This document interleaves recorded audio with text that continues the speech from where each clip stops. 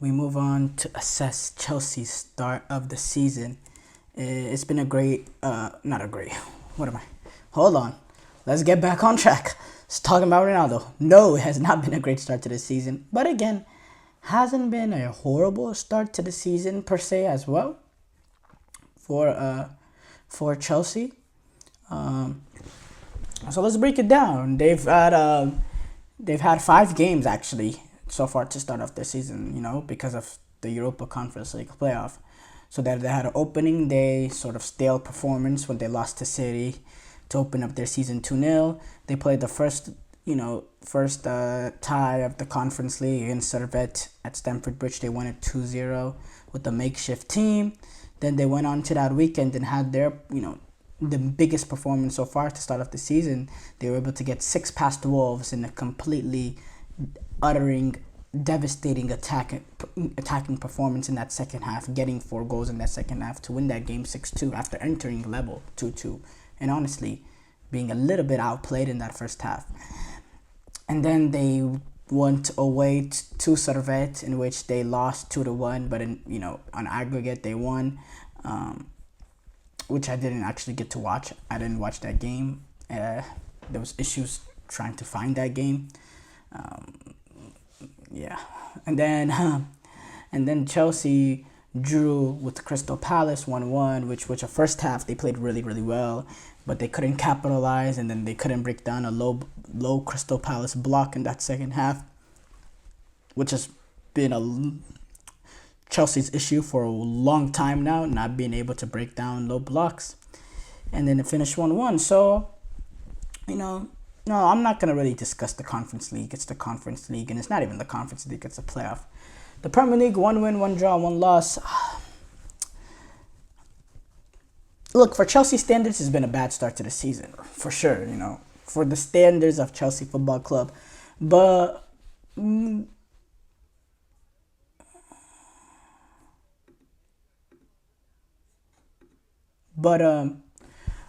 sorry, we were having a slight technical difficulties there. But what I was saying though is, we have to analyze this sort of objectively, in the fact that the expectation is pretty low just based on what we've seen the past couple of seasons, and then on top of that, having a new manager come in. And this is, a very young team, and then a lot of signings come in. One is just coming in now, in Jadon Sancho. And look, I'll say this, I don't think we've learned much from Chelsea. I don't know exactly what direction we're going, because we had that opening day sort of stale performance against City, which is sort of expected going up against City, who's been great so far to start off the season. Then we saw that attacking display, the dominance versus Wolves. But if we have to be completely honest, that was a really, really open game, and Chelsea had a lot of time and space to really carve up that Wolves defense. They were a very open team. It was a basketball game. Then Crystal Palace, we have a solid half, and then, and Dean Henderson made a lot of big saves. Then one moment, Crystal Palace, takes advantage of Eberechi Esse. They go into a low, not a low block, but they defend compact. And as always, Chelsea struggled to break them down. So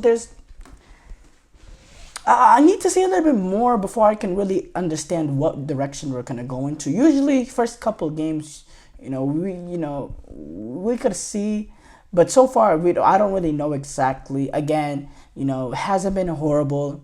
It hasn't been great. It's been 4 points. 3 games is not great, But look, the thing that I will say is, in that Wolves game, the way that we played, the way how we moved the ball fast and took advantage of space is good. But now this team needs to develop that sort of ability to break down a low block. In my opinion, too, a striker is very essential in a low block, because you're not going to be able to create much great chances going up against low block. There's not enough spaces there. But if you have a striker that can that can get a goal out of nothing, can make a play for himself out of nothing, and just sort of, go direct, and he goes and, gets it on a header, or if he's able to find a little bit of space in that low block and then be a clinical finisher from the space he has. Those sort of slight movements you see from a pure striker to find space in the box. A striker can bail you out of those certain situations. We don't have that. Nicholas Jackson is far from that. Nicholas Jackson is a guy with pace that can stretch a back line, but in terms of pure quality, when he's on the ball, there's not much. There's not much, and he's nowhere. You never would describe him as a clinical finisher. So that's the issue that Chelsea has. And again, Enzo Fernandez. Some of these players, Enzo Fernandez and Mikhailo Mudryk specifically, those are the two sort of big money players that Chelsea have signed that have shown, since to this point, no sort of consistency in terms of performance. Now, Caicedo, yes, you could add him into that mark, but I've been a little bit impressed so far with him this season and the end of last season. So, obviously, if he doesn't develop sort of consistency as well, he can join the list. But Mikhailo Mudryk and Enzo Fernandez are, those are combined almost $300 million player, and they've both not been good enough. Enzo Fernandez has not been good enough. He has 1 out of 15 performances. Mikhailo Mudryk has been absolutely horrible since he's been at Chelsea. I mean, he's been awful.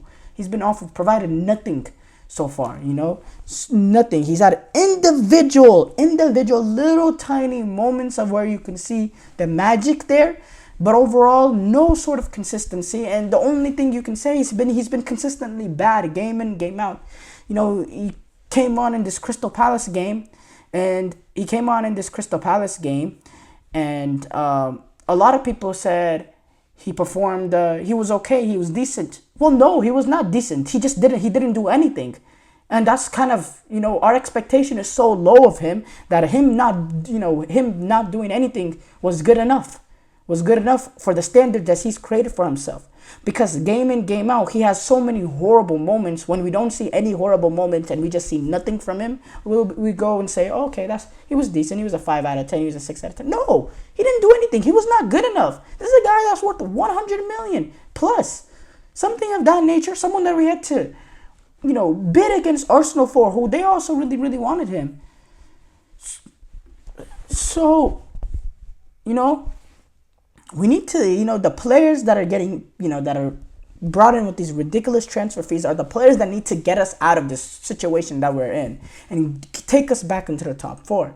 And then we know the striker issue as well. Defensively, I think Colwill and Fofana are building this sort of partnership that I'm here for, that I like. I think with our fullback situation, Reece James, can he get back in? Can we see the best of Reece James again? I think that will be a game changer. I don't know. I doubt it. I think Marco Correa is solid more than enough. Obviously, the goalkeeping situation is still a major, major concern for me, but it's something that Chelsea just can't resolve right now. And it's shocking with the amount of money spent on players, with the amount of transfer being brought in. We didn't solve our 2 biggest holes entering the season, and that was goalkeeper and striker. But we'll see. Also another thing that does slightly scare me a little bit is sometimes that tiki-taka style of play that Guardiola loves, that sort of tiki-taka style of play of moving the ball quickly and not being slow with possession, but not being a little bit more direct, more forward thinking, being slow and methodical with your passing and being able to control possession. Sometimes that it happens to be the worst thing to do against a low block. And what I said about Chelsea, they've struggled a lot for a low block in the past couple seasons, and we saw that with Crystal Palace again.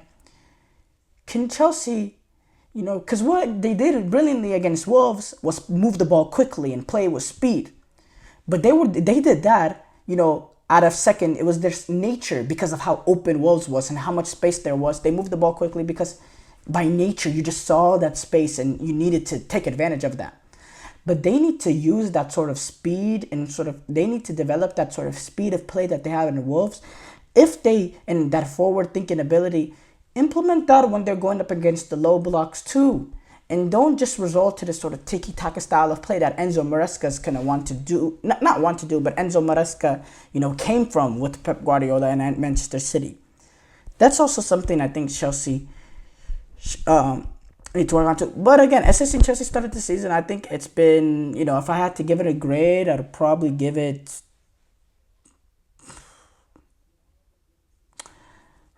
Look, I think B. I think B minus. I think B minus is too positive, but C is too negative. I'll go, somewhere in there, the C B minus range, anywhere in there. Not has not been horrible, but has not been good enough at all. Been far from good enough. But again, will remain to be seen. It will be remain to see, how Chelsea continue on to the season. They open up after this international window. They take on Bournemouth, West Ham. Those are the next two games. They take Bournemouth on out of Vitality Stadium, and then they go back to the bridge. Well, they'll be taking on. No, then they go to London Stadium actually, so they'll be away to West Ham. So two away games coming up for Chelsea after the end of this international window.